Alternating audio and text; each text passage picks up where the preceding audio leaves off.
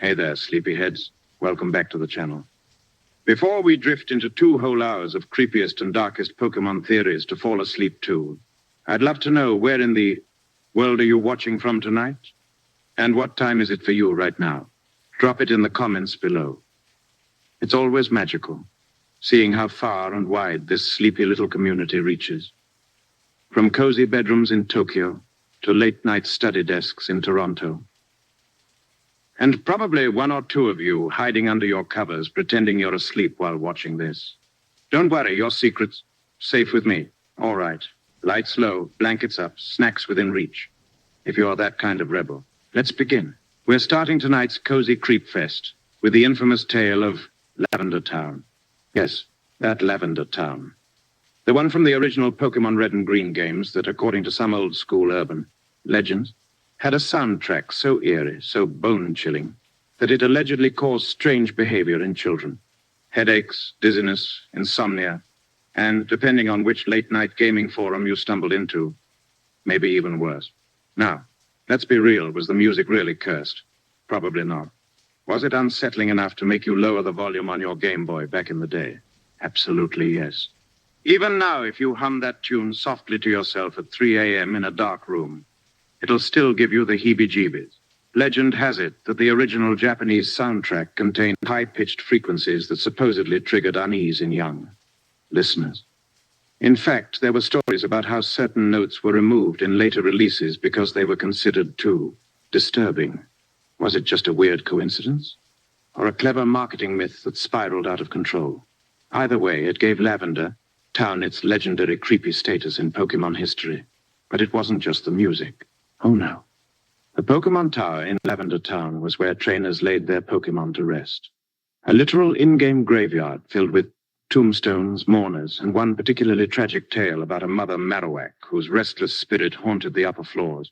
You had to use a sylph scope just to identify the ghost blocking your path. And if that doesn't scream nightmare fuel for 8-year-olds, I don't know what does. To this day, no other Pokémon location has come close to matching the sheer, unsettling vibe of Lavender Town. Except maybe that weird corner of your closet you keep meaning to clean out. But wait, Lavender Town isn't the only haunted place in the Pokémon world. No, sir. If you thought one ghost-ridden graveyard tower was enough, think again. Next up, we've got the old chateau in Pokémon Diamond and Pearl. Nestled deep within Eterna Forest, this creepy old mansion was abandoned, decaying, and you guessed it, completely haunted. Inside, players could encounter ghostly apparitions of a little girl and an old man who appeared and vanished without explanation. And to make it even better, no NPC in the game would ever acknowledge they existed, which is a classic horror move, by the way. Well played, Game Freak. The old chateau was also the home of Rotom, a mischievous little electric ghost Pokémon who could possess TVs, fans, and fridges, basically a ghost who could also help you save on your electric bill. Practical and terrifying. And let's not forget the Lost Tower in Sinnoh, another cemetery-like structure for Pokémon where you'd meet mourners paying respects to their dearly departed partners. There's something both beautiful and melancholic about the idea that even in a world where Pokémon battle, bond, and evolve together, death is still a part of the story. A gentle reminder that every journey, no matter how brightly it begins, has its final destination. Feeling cozy yet? Or mildly spooked? Either way, let's keep going, because up next is one of my absolute favorite bizarre fan theories. And trust me, it's a wild one. The Ash Ketchum coma theory. Yep, buckle up, or, fluff up your pillow. Whichever suits your vibe tonight. Now, this theory suggests that ever since episode 1, when Ash was electrocuted by a group of Spearow and Pikachus, Thunderbolt, our boy Ash has actually been in a coma. Yep. The entire Pokémon adventure, every gym battle, every legendary sighting, every time Team Rocket forgot how gravity works, it's all happening inside Ash's mind. A dream world constructed from his memories, hopes, and subconscious desires. The repeating characters, like Nurse Joy and Officer Jenny, they're manifestations of Ash's need for structure and safety in his subconscious world.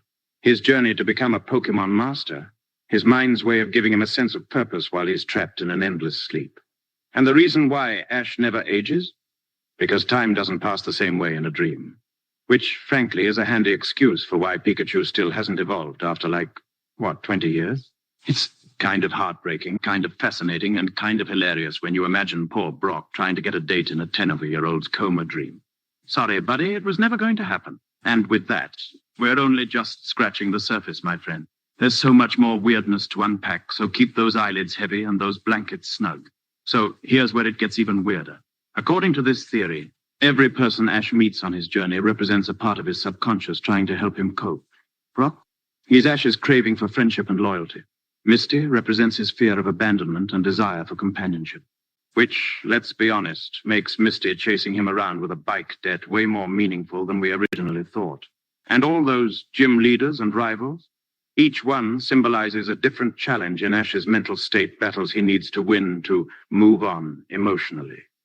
But the catch is, he never really does. Because, well, if you beat all the gyms, wake up from the coma, and become the greatest Pokémon master, where would the story go? Nowhere. And the Pokémerch sales would probably plummet too. But hey, I'm not judging. If I had to be stuck in an endless dream world, I'd want one where Pikachu follows me around and breakfast is optional. Now, speaking of strange beings with questionable origins, let's drift into the world of legendary Pokémon. Because while they look majestic, adorable, or terrifying on the outside, some of them have stories that would make even the bravest Pokémon trainer tuck themselves under the covers at night. Take Giratina, for example. To most players, it's that cool, ghostly dragon thing from the distortion world. But lore-wise, Giratina was literally banished for being too violent. Imagine being kicked out of the Pokémon universe for having anger issues so intense that even the gods went, yeah, you know it. What? Maybe not. So they threw Giratina into its own shadowy dimension, which, if you've seen it in the game, looks like someone designed a haunted house inside a lava lamp. Then there's Darkrai, a Pokémon that can trap people in endless, inescapable nightmares, which honestly makes you wonder why anyone would ever willingly try to catch one. Oh, hey, what's your team lineup? Well, I've got a Pikachu, a Charizard, and this soul-destroying, sleep-haunting demon thing. It's fine. And don't get me started on Yveltal. This dark, bird-like legendary is known as the Destruction Pokémon. When it dies, it supposedly absorbs the life force of everything around it. Yep, just sucks it all up like a cosmic Roomba on a bad day. What's wild is how some of these creatures are based on actual myths and folklore. Giratina draws from demonic spirits, banished beings, and Lovecraftian monsters.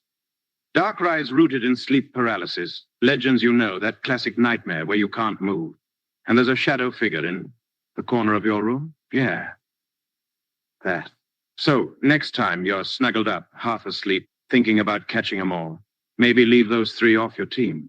Unless you like waking up in a cold sweat at 3 a.m. to the sound of your closet door creaking. And speaking of unsettling origins, let's tiptoe into one of the eeriest theories out there. Pokémon born from tragic experiments. Now, most people know about Mewtwo, the famous clone created by scientists who thought, sure, let's mess with the DNA of an ancient, godlike Pokémon and see what happens. Spoiler alert. It went badly.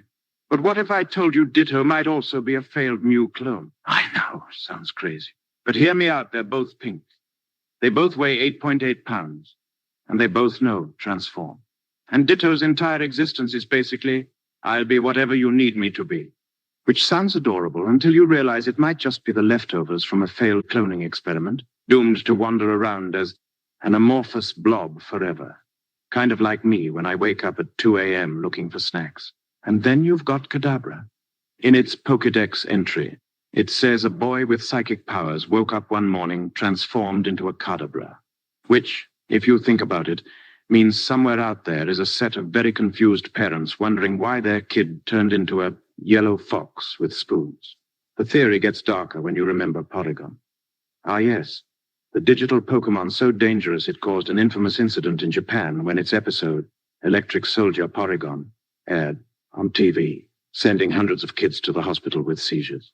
Nintendo quietly swept that one under the rug, and to this day, Porygon hasn't appeared in a major anime episode since. A glitch in the Matrix or just bad programming? You decide. All right, sleepyheads don't nod off just yet. We've still got some ghostly love stories, ancient Pokémon wars, and one data-corrupting glitch monster to unravel. So fluff up those pillows, keep one eye on that closet door, and stay tuned. Now, let's gently tiptoe into one of the strangest corners of Pokémon lore, the unsettling bond between humans and Pokémon. On the surface, it's all friendship bracelets and I choose you moments. But if you dig a little deeper into the myths and old Pokédex entries, things get weird. And I mean weird. For example, in the Sinnoh region's ancient myths, it's casually mentioned that humans and Pokémon used to get married. Yep, full-on wedding bells, vows, and probably a few awkward family dinners. Imagine sitting at the reception table across from a Machamp in a tuxedo, politely asking if it's having the fish or the chicken. Unreal. And no one in-game even blinks at this detail. It's just tossed into the lore like, yeah, by the way, Uncle Gary married a Jinx once. Anyway, moving on. Now, to be fair, this was back in ancient times when the lines between humans and Pokémon were supposedly blurred. But still, kind of makes you look at Mr. Mime living in Ash's house a little differently, doesn't it? Like, what's your deal, buddy? Then there's the dark theory about Pokémon wars. According to fan speculation and a few eerie in-game hints, the Pokémon world once suffered devastating wars where trainers used their Pokémon as soldiers. And no, I'm not talking about your friendly neighborhood Pokémon battle where someone's Metapod uses Harden for 3 hours. I'm talking actual combat. In Pokémon X and Y, there's a character named AZ, a towering ancient king who used a machine to bring his beloved Floette back to life after a brutal war. A war where countless Pokémon were lost. The machine's power caused untold destruction, and AZ became immortal, cursed to live with the consequences. Which is, if you ask me, a major upgrade from the usual rival battle on Route 22 stakes. It's moments like these that reveal a shadowy side to the otherwise cheerful Pokémon world.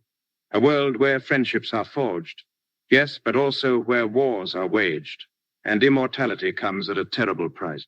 And speaking of shadowy, let's finally talk about the glitchy, reality-bending legend that is Missing No.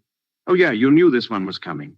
If you played the original Pokémon Red and Blue, you might remember the infamous glitch Pokémon that appeared when you messed with the game's code using the old Cinnabar Island cheat.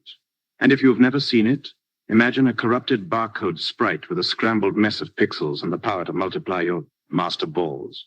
Missing No wasn't meant to exist. It was a placeholder, an empty space in the game's data. But somehow it became one of the most iconic and unsettling figures in Pokémon history. Here's where the creepier theories kick in. Some believe Missing No isn't just a harmless glitch, but a digital ghost, the remnant of lost or deleted Pokémon from the beta stages of development. Unfinished creations left behind in the game's code, cursed to haunt your cartridge forever. In fact, old playground rumors claimed that catching Missing No could permanently corrupt your save file, summon ghosts in Lavender Town, or even erase your entire Pokédex, which for a 10-year-old might as well have been the equivalent of losing your soul. Some stories even suggested that Missing No was a manifestation of the ghost Marowak's lingering grief, trapped between code and memory. I know it sounds bonkers, but late at night, when the glitchy, static-like cry of Missing No echoes through your old Game Boy speaker, it's hard not to get a little spooked. And hey, if you're listening to this right now on a rainy night, alone in your room, and your lights just flickered, totally a coincidence. Probably. All right. Cozy legends were almost at the halfway mark. Still wide awake. Or already drifting into that dreamy space between nostalgia and sleep. Either way, fluff those pillows one more time, because up next, we're diving into the creepiest Pokédex entries Game Freak ever. Slipped past the censors. Some of these are so weird, you'll wonder if the developers were okay during crunch week. All right, sleepyhead's time for one of the weirdest, most oddly heartwarming and slightly tragic theories in the entire Pokémon fandom. And trust me, this one's been floating around internet forums since dial-up days. It's called the Ash Coma Theory. And no, it's not about Ash sleeping in on a school day and missing his bus to Professor Oak's lab. This one goes way deeper. So here's how it starts. Remember the very first episode of the original Pokémon anime? Our boy Ash Ketchum wakes up late on the morning he's supposed to get his first Pokémon. Classic Ash move, right? He ends up with Pikachu, the world's grumpiest electric mouse. And before long, they're being chased by an angry flock of Spearow. You remember this scene? Ash is running, Pikachu's trailing behind. Spearow's dive-bombing them like tiny feathered missiles. And then it happens. In a moment of bravery, Ash stands up to the flock, holding Pikachu in his arms. The sky darkens. Lightning strikes, and boom, massive thunderbolt. And that's where things get weird.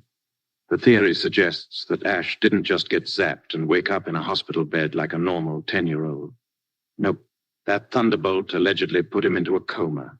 And everything that happens after that moment, every Pokémon he meets, every gym he battles, every Team Rocket scheme, every time Brock falls head over heels for a random girl at a lemonade stand, it's all happening inside Ash's unconscious mind. Wild, right? But wait, it gets better. According to fans who've dissected this theory down to the finest detail, all the recurring characters in Ash's world are actually symbolic representations of his mind trying to keep him stable. Nurse Joy and Officer Jenny, their consistency. Familiar, comforting faces that appear in every town to give Ash a sense of order. Same faces, different places. Like a dream where no matter where you go, the people stay the same. It's why Ash never questions why every Officer Jenny looks identical, or why every Nurse Joy seems to be part of one massive, mildly suspicious family tree. Because in a coma dream, you don't question the details. Your brain fills in the blanks to keep the world consistent. And then there's Brock and Misty. Brock represents Ash's need for loyalty, protection, and friendship. The big brother figure. A steady, reliable presence in a world that's constantly shifting. And Misty? She is the embodiment of Ash's fear of abandonment and unresolved guilt. Think about it. Misty only follows Ash because he owes her a new bike, which, let's be honest, was probably destroyed in that exact Thunderbolt incident that started this whole thing. Misty's constant threats to leave, her fierce personality, and their complicated friendship reflect Ash's subconscious struggle with losing people. And deep down, he doesn't want her to go. Now, what about Team Rocket? Oh, you're gonna love this. Jessie, James, and Meowth aren't just comic relief. They symbolize Ash's personal demons. They represent the negativity and self-doubt that tries to pull him down, but never quite succeeds. They're persistent, annoying, occasionally dramatic, and always showing up when things seem good. Kind of like my inner voice when I try to start a diet. Their repetitive appearances, over-the-top schemes, and inevitable defeats mirror the way our minds confront suppressed, darker thoughts in dreams. You know they're going to show up, you know they're going to cause trouble, and you know they're going to get sent flying by a Pikachu Thunderbolt in the end. It's your subconscious way of keeping those fears in check. And here's the part that gives this theory its extra spooky flavor. Ash never ages. Not in the games, not in the anime, not even when they hop to different regions, introduce new Pokémon generations, or reboot art styles. Ash is eternally 10 years old, which makes zero sense in the real world, but perfect sense in a dream world or coma scenario. Time is relative in dreams. You could live 1,000 lifetimes in your head and never age a day. It's why in some dreams, you can be a kid again, or suddenly teleport to your old school cafeteria, or forget how multiplication works. The rules get fuzzy. And while we're here, let's dip our toes into the official Pokémon game's own nod to dream worlds. The Dream World Hypothesis. In Pokémon Black and White, Game Freak introduced a mechanic called the Dream World, an alternate reality you could access online where you'd find rare Pokémon, strange locations, and new abilities. It was a place separate from the normal Pokémon universe, where the usual rules didn't apply. Now, some fans took that concept and ran with it, suggesting that the entire Pokémon world anime and games alike might be one big shared dream, a collective illusion created by human and Pokémon minds, interconnected through some ancient psychic bond. Which, I mean, sounds like a plotline, straight out of a late-night Reddit thread, but also weirdly plausible in a franchise where Ghost, balloons kidnap children and half the wildlife can shoot lightning from their cheeks. And honestly, wouldn't that explain a lot? Why certain Pokémon exist in one region and not another? Why legendaries come back from the dead every few generations? Why nobody questions a 10-year-old taking down criminal organizations and ancient gods? Because it's not the real world. It's a dream. And dreams don't follow logic. Now, if you think about it, the way Ash's world operates makes a whole lot more sense under this theory. Why is it that no matter where he travels, each town conveniently has a Pokémon center? Why is there always a Nurse Joy waiting to heal his Pokémon, and an Officer Jenny conveniently popping up whenever Team Rocket gets up to their usual cartoon villain nonsense? Because in a dream, especially one conjured up by a 10-year-old brain, familiar comforts repeat themselves. It's the mind's way of providing structure in chaos. You've probably had dreams like that, right? Where no matter what bizarre situation you find yourself in, you're skydiving into a marshmallow ocean, arguing with a traffic cone, or riding a Rapidash to work, certain details stay the same. Your house might look a little different. The sky might be purple, but your dog's still there. That's your subconscious clinging to what it knows. And in Ash's world, that's Nurse Joy, Officer Jenny, and an endless supply of Pokemarts. Even the regions themselves seem suspiciously designed for dream logic. Every place Ash visits is essentially a variation on the same theme. New towns, new gym leaders, new friends, but the same fundamental story beats. He never truly settles down, never officially wins a Pokemon League. And every new season hits that reset button like clockwork. Sure, he'll get close. He might win a tournament here and there, catch a legendary or two. But there's always another region, another rival, another set of badges, which makes perfect sense if you view it as an ongoing subconscious simulation. The journey continues because the dream never ends. And let's not forget the passage of time, or lack thereof. Ash has been 10 years old since 1997. I mean, for crying out loud, Pikachu's probably old enough to collect a pension by now. Yet neither of them has aged a day. No birthdays, no school graduations, not a single candle-blowing scene. In a dream world, time is fluid. A single moment can stretch into what feels like years, while entire months can pass in the blink of an eye. Ever had one of those weird dreams where you live out an entire life only to wake up and realize it's been 6 minutes? Same deal. And here's a fun little detail the theory fans love to point out. Notice how Pokemon evolution often happens during moments of intense emotion or danger. It's rarely a gradual biological process. Instead, it's triggered by the kind of heightened drama you'd expect from a dream narrative. Ash's Pokemon evolve in the middle of battles, during rescue missions, or while protecting their trainer from imminent doom. Why? Because that's how a dream builds tension and resolution. Your brain craves those cinematic moments, the underdog pulling through at the last second, the last minute save, the final shock and awe victory. In the logical waking world, a Pokemon might evolve after weeks of training. In a dream, it happens when the plot demands it. Now, here's the part where things get delightfully eerie. Some fans believe that the different regions in the Pokemon universe represent different levels or stages of Ash's subconscious. Each region symbolizes a new chapter in his emotional growth, dealing with different aspects of his psyche. Kanto, where it all began, represents innocence and childhood wonder. Yoto stands for nostalgia and the difficulty of letting go. Owen dives into friendship and loyalty. Sinnoh deals with loss, with darker legendaries and deeper mythology. Unova focuses on trust and betrayal. Kalos, identity and belonging. And so on. Each journey introduces new friends and obstacles, not to progress Ash's external story, but to help his mind process buried emotions and fears. It's like emotional therapy, but with more electric rodents. And those legendaries Ash keeps encountering, they could represent his subconscious trying to protect or challenge him. Think about it. Why else would a random 10-year-old keep bumping into literal gods and cosmic destroyers every couple of months? In the real world, you can't swing a poke flute without running into an endangered bird deity. But in Ash's mind, they symbolize big, overwhelming emotions. Loss, grief, joy, fear of growing up. Every encounter is a test, and conveniently, he always survives them. And the creepiest part? No one else seems to remember these encounters. The world resets. A new region, new friends, new Pokemon. But Ash remembers. Which makes perfect sense if you're dreaming.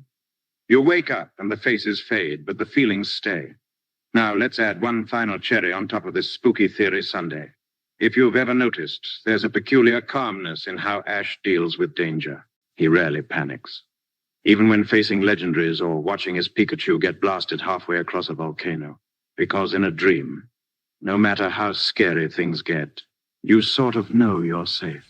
Your mind, even when crafting nightmares, clings to the idea that you'll wake up. Ash's endless optimism, his refusal to give up, and his inability to truly lose it emotionally. Classic dream protagonist behavior. All right, sleepyheads. We've wandered through ghost stories and eerie legends, but now let's tiptoe into something even. Stranger, not haunted towers, not ancient myths, but Pokemon that, by all accounts, shouldn't exist at all. The kind of creatures that make you wonder who dreamed these up. And why do they feel so unsettling? Let's start with a personal favorite, Yamask. Now, on the surface, Yamask is just another ghost type, a floating, mask-carrying little specter from the Unova region. But if you've ever read its Pokédex entry, you'll know why this Pokémon has quietly haunted the back of players' minds for years. According to the lore, every Yamask carries a mask of its human face from when it was alive. Yeah, human, not Pokémon in a past life, not some forgotten monster. An actual person. And here's the eerie part. Yamask remembers everything about its life before death. It looks at its mask and cries. Imagine that for a second. A soul, cursed to drift the world as a ghost, carrying its own face, forever mourning a life it can no longer have.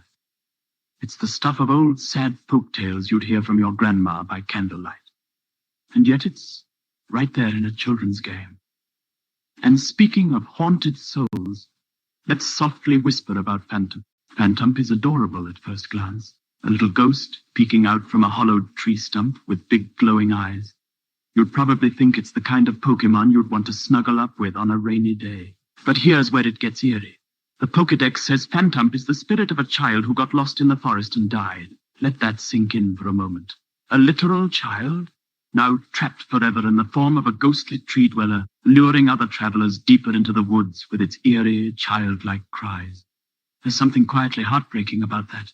The forest reclaiming the lost, the spirit never quite finding its way home. And every time you encounter one in-game, it's like brushing past the forgotten remains of a story that was never meant to have a happy ending. Then there's Frostless, a creature as beautiful as she is unnerving. Legend has it that a woman lost in a blizzard was consumed by icy winds and transformed into this ghostly ice Pokémon. Frostless isn't just a spirit, she's a hunter. Her lore tells us she freezes men and preserves them like trophies in her icy lair. And yet, she smiles, a soft, eerie, knowing smile. She glides silently through snowstorms, appearing only when you're lost, your breath visible in the cold night air. And just when you think the snow might swallow you whole, there she is. Glowing eyes, whisper of a laugh, and the cold promise that you'll never leave the mountain again. And finally, let's quietly cradle the story of Bennett. Bennett looks like a cute, slightly creepy stuffed doll Pokémon, but its origin is pure nightmare fuel. According to the lore, Bennett was a plush doll discarded by a child, abandoned unwanted and left to rot. But something happened. The doll's grief and anger twisted into hatred so potent it gave it life. Now Bennett wanders, consumed by the need to find the child who threw it away. Its mouth, a crudely sewn zipper, hides a cursed energy, and it only grows stronger as its hatred festers. It's a ghost story as old as childhood itself, the abandoned toy that never forgets. Imagine being a trainer, walking alone in a foggy alley at night, hearing the soft scrape of fabric dragging on concrete, a low, rattling sound behind you, and turning just in time to see a single glowing eye from behind a trash can, a Bennett watching. And those are just a few of the Pokémon that by all rights shouldn't exist. Not by nature, not by fate, not by anything that makes sense in a world of friendly creatures and rainbow cities. They're old tales with new faces, digital campfire stories that somehow found their way into game cartridges. And every time you encounter one, it's like brushing up against something ancient and restless, hiding just behind the bright veneer of the Pokémon world. And you know, sleepyheads? What makes these Pokémon feel even stranger is that they're not ancient myths buried in dusted books. They're official, documented, stored right there in your digital Pokédex like a little library of soft, haunting bedtime stories pretending to be battle stats. Take Shedinja, for example. Shedinja might be one of the eeriest Pokémon ever introduced, and yet you can casually acquire it in the games like it's no big deal. But the lore? It's quietly horrifying. When an Nincada evolves into Ninjask, it leaves behind its old shell, which somehow takes on a life of its own as Shedinja, a hollow, floating husk with a single halo above its head. And the Pokédex notes something odd. If you peer into the crack on its back, your soul will be stolen. No jokes, no light-hearted explanation. Just that, a soulless vessel hovering behind you, silently stealing glances. And if you make the mistake of looking inside, well, it's lights out. And what's even creepier is how Shedinja doesn't move. It just floats motionless, like a paper doll carried on a ghostly wind. always watching, always waiting. And then there's Mimikyu. At first glance, Mimikyu seems like a sweet, shy little ghost, Pokémon dressed up in a hand-drawn Pikachu costume. Almost cute in a tragic way. But if you linger on its Pokédex entries, the unsettling truth peeks through. No one has ever seen what's under that costume. And those who do don't live long enough to tell about it. Some versions suggest that Mimikyu's true form is so horrifying, so unnatural, that it causes a sudden, unexplained death upon being witnessed. A literal eldritch being in a Pikachu hoodie. It's the Pokémon universe's way of saying some things are better left unseen. And yet, it just wants a friend. That's what makes it so sad, isn't it? A creature so terrifying it has to wear a disguise to be loved. Another one that quietly unsettles me is Cacturn.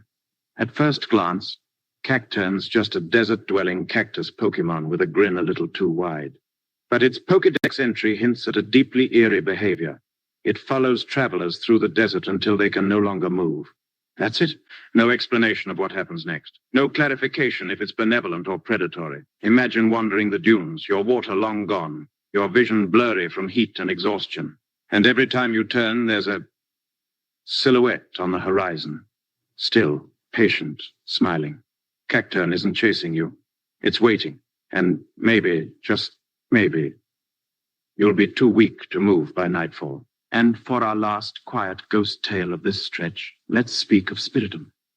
Now, Spiritom's unsettling nature comes from its origin of Pokémon made up of 108 malevolent spirits bound to a stone. Why 108? It's a number associated with evil spirits in ancient folklore across various cultures, and Spiritomb inherits that sinister symbolism. Its Pokédex entries describe it as a wicked force, created by sealing away evil souls. It's not a single being. It's a collection of restless, vengeful entities. And when it appears, usually at night, in eerie ruins or forgotten forests, you don't just face a Pokémon. You face an ancient curse. Imagine hearing whispers in the wind. Dozens of voices speaking in unison, promising things best left unpromised. And then seeing a swirling black mass coalesce in the shadows ahead. Two piercing eyes forming out of the void. That's Spiritomb. Not born, not evolved, but created out of fear and out of necessity. And yet, we catch these creatures. We battle with them. We name them cute things like Spooky Boy or Cactus Bro. It's almost comical when you think about it. Like adopting a pet poltergeist and teaching it to do party tricks. But behind every smiling sprite and glowing eye, there's a ghost story. A cautionary tale. A digital bedtime myth disguised in pixels. And you know, the deeper you wander into the Pokédex, the more you realize there's a pattern to these misfit creatures. They're the ones lurking on the edges of regions, hiding in old ruins, misty forests, or silent deserts. They're rarely front and center in the story, but they're always there, waiting for the curious to stumble upon them. Let's softly talk about Duskull, a small, round, single-eyed ghost that floats through the shadows of abandoned houses. At first, it seems harmless enough until you read the Dex entry. It loves the crying of children. It will silently sneak up on them and spirit them away after dark. Classic ghost story material. And the eerie part, it wears a skull as a mask with a single red eye peering through. An image straight out of a midnight campfire tale. And just like a good bedtime ghost story, no one really explains where Duskull takes those children, or what happens next.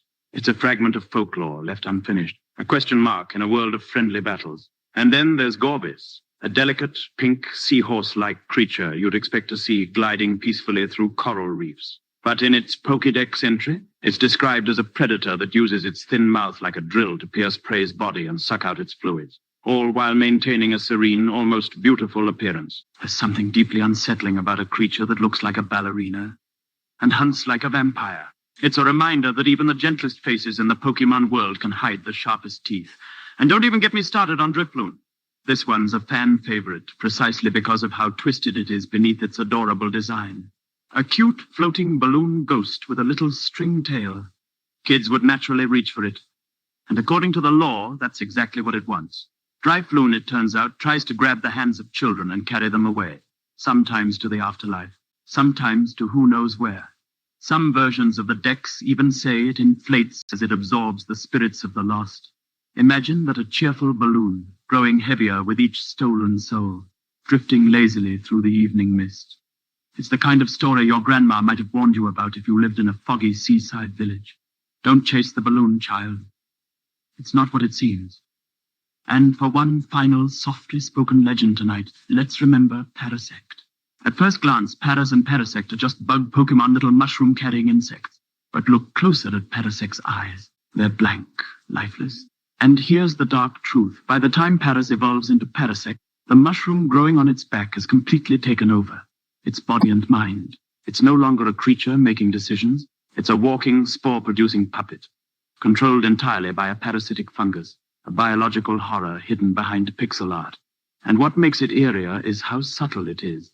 You'd catch one in the game, teach it moves, maybe even nickname it Shroomy, but all the while it's a husk, moving only because the colony of spores that puppeteer its nerves want it to. There's no rescue for it, no cure, no final act of heroism. It's just taken. And it makes you wonder, doesn't it? How many of these friendly, battling creatures are just a little off? How many carry old stories, old spirits, old grudges, pretending to play along in a world of league matches and poke blocks? And how many are quietly waiting for nightfall? These Pokémon, Yamask, Phantom, Vanette, Spiritomb, and all their eerie cousins aren't mistakes. They're the bedtime stories of this digital world. The ones meant to remind you that for every cheerful mascot and adorable sidekick, there's a shadow nearby, a single glowing eye in the dark, a whisper in the code. And you'll think about them next time you wander into a misty patch of grass at midnight in-game, or hear your old Game Boy startup sound in the quiet of a rainy night. Because the Pokémon that shouldn't exist. All right, sleepy travelers, pull those blankets a little higher, because now we're entering the realm of the ancient and the unsettling. The stories of legendary Pokémon have always added a sense of mystery and majesty to the Pokémon world. But if you gently peel back the layers of those legends, you'll find roots tangled in some pretty dark and ancient folklore. And tonight, we're going to drift through those shadowy origins like explorers in a long-forgotten temple. Soft cave echoes, flickering torchlight, and just enough mystery to make you double-check your closet before falling asleep. Let's begin with one of the most notorious of them all, Giratina. Giratina is known as the renegade Pokémon, a massive, ghostly dragon creature banished to the distortion world for its uncontrollable violence. Which, let's be honest, is a pretty intense personality flaw for a children's game character. But here's the thing. Giratina's design and story draw directly from demonic figures and banished gods in ancient folklore. In many world myths, there's often a creature or deity cast out from the heavens or society for being too dangerous or too powerful, like the Greek titan Kronos, imprisoned for threatening Olympus, or Loki in Norse mythology, exiled for trickery and chaos. Giratina fills that same archetype. It was too violent, too unstable, too unpredictable to coexist with the others. So, it was cast away into a realm where gravity shifts, surfaces float aimlessly, and the laws of physics politely take the day off. If you've ever explored the distortion world in Pokémon Platinum, you'll know what I mean. It feels less like a game level and more like someone's unsettling fever dream. Staircases lead nowhere. Lakes ripple upside down, and platforms drift like lost memories. It's the perfect home for a banished entity. And Giratina itself, its serpentine, six-legged, ghostly form, is no accident. Some fans believe its design was inspired by the Ouroboros, an ancient symbol of a serpent eating its own tail, representing cycles of destruction and rebirth. Others see traces of Lovecraftian horror, with Giratina's unblinking eyes and sinuous movements suggesting a creature not meant for mortal eyes. But here's a fun fact. Giratina was actually supposed to be a more central figure in the original Sinnoh story, representing death, and the balance to Dialga, time, and Palkia, space. The developers dialed it back slightly for younger audiences, but the dark mythic DNA remains. Now, if Giratina gave you chills, let's talk about a different kind of nightmare, literally. Meet Darkrai. Darkrai is the pitch-black Pokémon, a sleek, shadowy being said to cause endless nightmares to anyone it encounters. Sounds like a lovely house guest. What makes Darkrai especially interesting is that it was introduced as a mythical Pokémon, meaning you couldn't find it in the wild, or through normal gameplay. You had to obtain it through special events, which added to its urban legend status. Now, Darkrai's origin is deeply tied to global folklore about nightmares and sleep demons. In medieval European mythology, there was the Mire, a malicious spirit said to sit on people's chests while they slept, suffocating them and causing horrifying dreams. Darkrai takes that idea and gives it a sleek, ghostly upgrade. Its in-game lore says it can cause terrifying visions, trapping people in an endless sleep. But in a strange twist, it does this only to defend itself, not out of malice, which honestly makes Darkrai kind of relatable. I, too, cause unintentional chaos when I'm scared or under-caffeinated. In the movie The Rise of Darkrai, we see this misunderstood Pokémon trying to protect a town from the spatial rift caused by Dialga and Palkia's battle. Meanwhile, the townsfolk blame Darkrai for their nightmares, not realizing it's actually saving them. Classic horror movie misunderstanding. It's basically the Pokémon version of Frankenstein's monster. And now we arrive at Yveltal.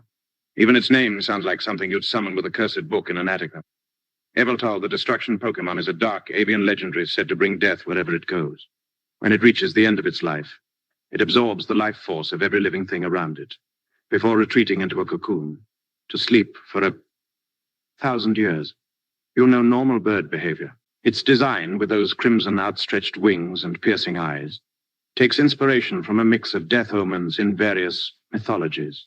Some fans liken Yveltal to the raven, a bird associated with war, death, and prophecy in Norse, Celtic, and Native American cultures.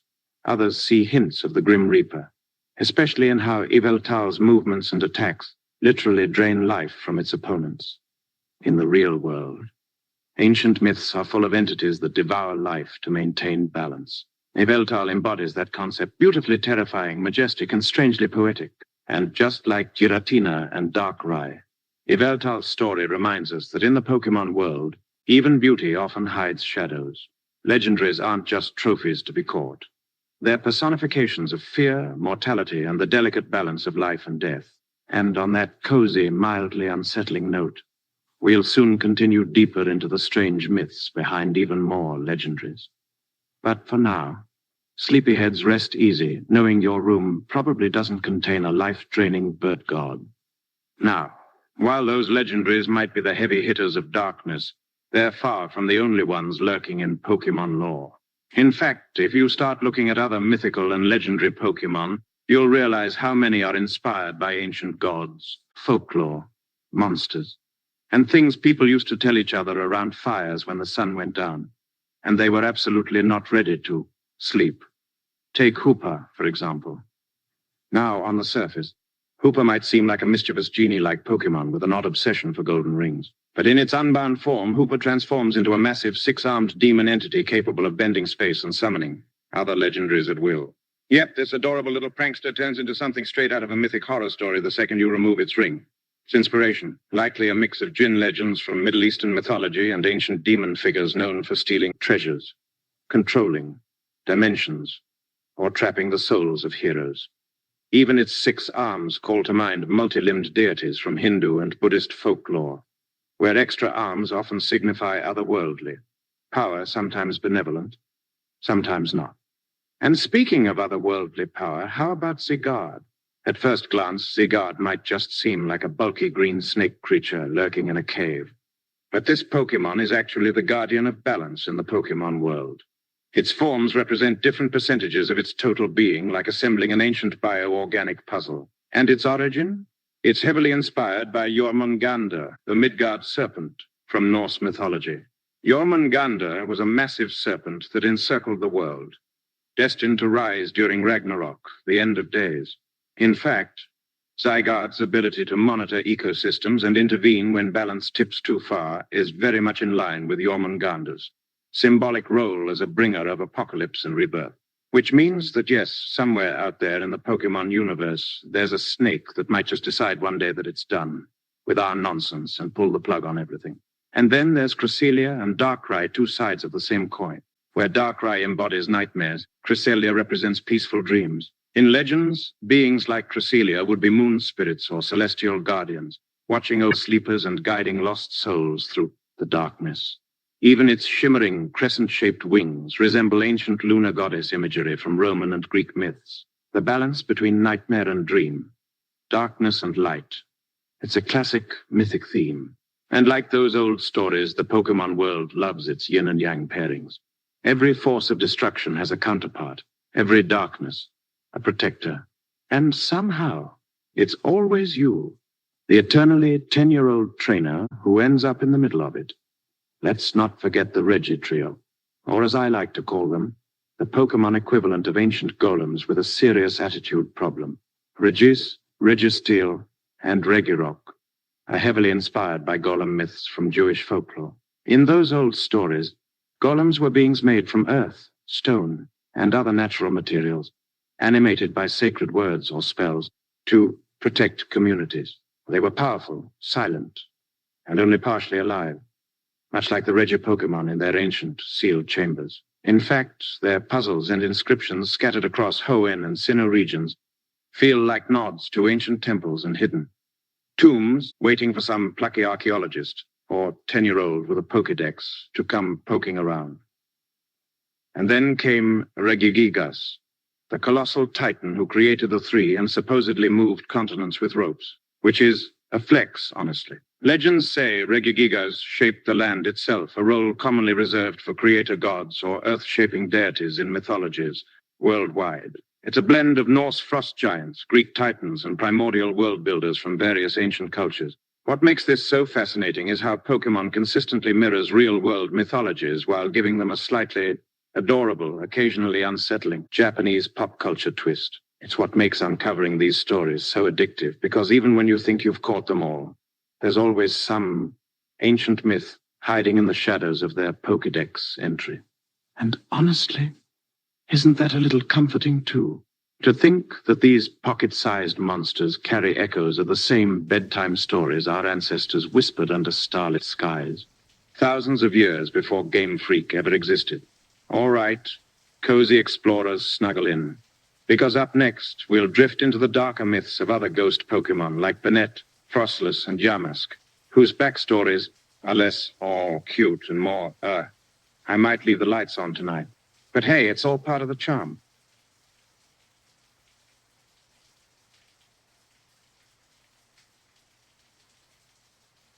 All right, sleepy scientists, it's time to pull on your lab coats and dim the lights a little more. Because now we're stepping into one of the strangest, most whispered corners of the Pokémon world. The one where evolution isn't just about leveling up. It's about mutation, memory, and maybe a little madness. Let's start with one of the most chilling Pokédex entries out there. It belongs to a familiar face, the psychic Pokémon, Kadabra. Now, most players remember Kadabra as the aloof evolution of Abra Spoon in hand, eyes glowing, looking like it just read your deepest insecurities while levitating in a yoga pose. But hidden within its Pokédex lore is a haunting line. It happened one morning, a boy with extrasensory powers awoke in bed, transformed into Kadabra. Just take a breath and sit with that. A child transformed by their own psychic abilities into a Pokémon. No evolution stone. No battle. Just poof. New form. New existence.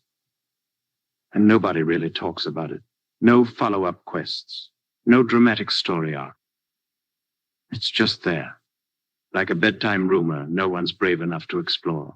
Some fans believe this wasn't just a metaphor or translation quirk, but a literal transformation caused by a mutation of the mind. The child's power overwhelmed their human form, turning them into something else, which adds a weird, tragic flavor to every wild Kadabra you see in-game. Were they once human? Do they remember their families? Do they ever try to go home? And that's just the beginning. Let's drift a little deeper into the lab, shall we? Ditto, our lovable, squishy, smiling blob, might be one of the darkest secrets of the entire Pokémon universe. On the surface, it's just a goofy pink goo that can copy any Pokémon it sees. But here's where things get sticky. Ditto is the same color, same weight, and shares the move, transform with one other Pokémon Mew. Mew, as you may know, is the genetic ancestor of every Pokémon, the mythical blueprint from which all others descend. And Ditto. Some fans believe Ditto is the result of failed cloning experiments trying to recreate Mew. Experiments like the ones that eventually gave us Mewtwo. It all ties back to the Pokémon mansion on Cinnabar Island, a once grand research facility now crumbling and overrun with coughing Pokémon and strange broken journals. In one of those journal entries dated years before your arrival, the scientists write about discovering a new Pokémon deep in the jungle. That Pokémon was Mew. What follows is a slow descent into desperation. They try to clone it. They try again and again. One clone, too unstable. Another, a shapeless blob. Eventually, they create Mewtwo, a genetically engineered Pokémon built for battle, born in isolation and rage. But those earlier prototypes, the ones that couldn't hold their form, that melted back into cells and static. Some fans say those became the Dittos of the world, failed children of science, wandering the wilds, smiling because they don't know how to frown. And here's where it gets a little glitchy, because if Pokémon cloning wasn't spooky enough, there's another piece of history that got quietly erased.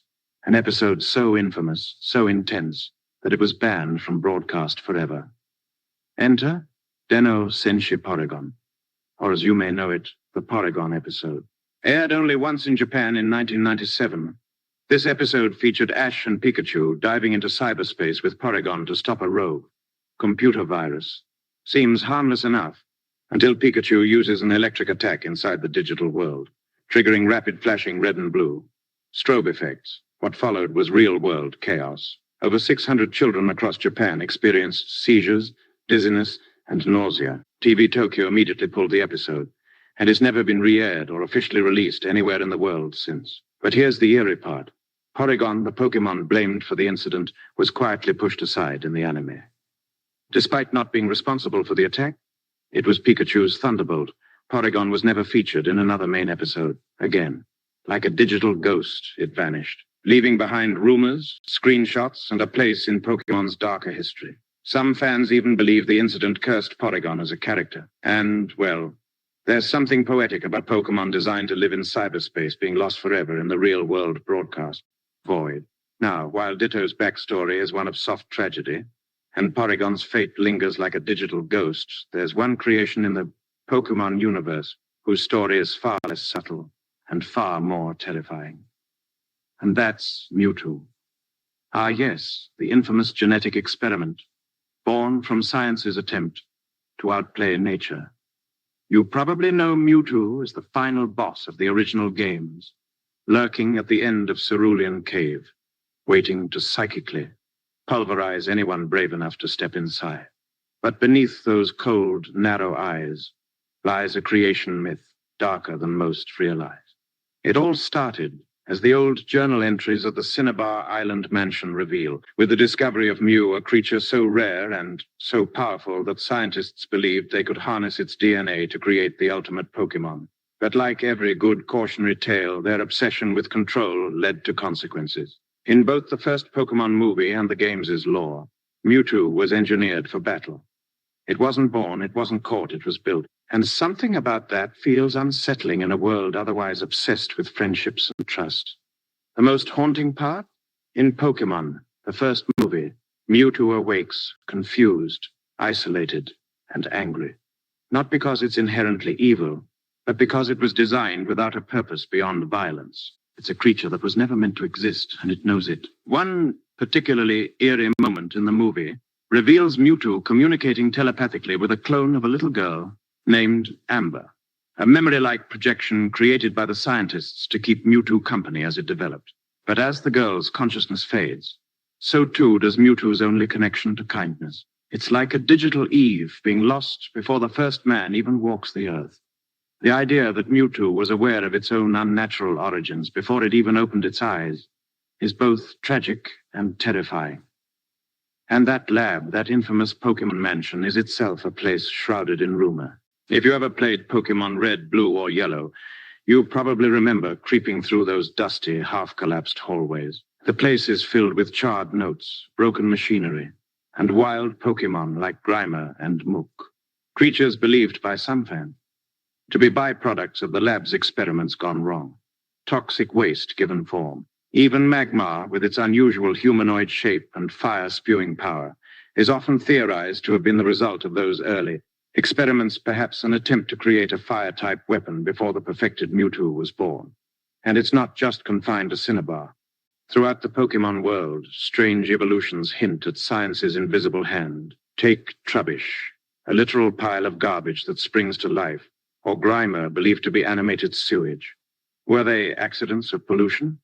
Or artificial creations meant to solve waste management problems, only to be abandoned when things went sideways? Some Pokédex entries even suggest industrial areas produced them like mutated offspring of mankind's carelessness. Then there's Type, Null from Pokémon Sun and Moon. Created by the Ether Foundation in a bid to build an artificial Pokémon capable of standing up to legendary threats, this armored chimera was cobbled together using parts from other creatures. It was too dangerous, too unstable. So they sealed it away. Its helmet, a suppressor, meant to contain its powers and keep its mind docile. And yet, even in captivity, it's said to long for freedom like some tragic beast locked inside a cage it never asked to be in. These moments, scattered throughout the games, suggest that Pokemon's cheerful world hides a long, uneasy relationship with bioengineering. From cloning to forced evolution to experiments that literally change the course of natural life, all quietly happening in abandoned labs, under the radar and left for curious trainers like you to stumble upon. And here's a subtle little detail you might have missed. In those abandoned facilities, the music often shifts. It's no longer the cheerful town tunes or battle themes. It becomes eerie, glitchy, with slow, unsettling melodies. A signal from the game's designers that you've stepped off the bright path and into the forgotten places. You probably remember the Pokémon Mansion theme from the first games, a looping, hollow tune that feels like an old music box left to rot. Or the soft, echoing hum inside Sylph Company during Team Rocket's hostile takeover. These auditory cues hint at a darker side of Pokémon's history, one where science pushed too far and sometimes paid the price. And yet somehow, it's all still oddly cozy, isn't it? Because here you are, tucked beneath a warm blanket, listening to these quiet, unsettling stories in a world where, no matter how dark the labs get, a Pikachu with rosy cheeks is never far away.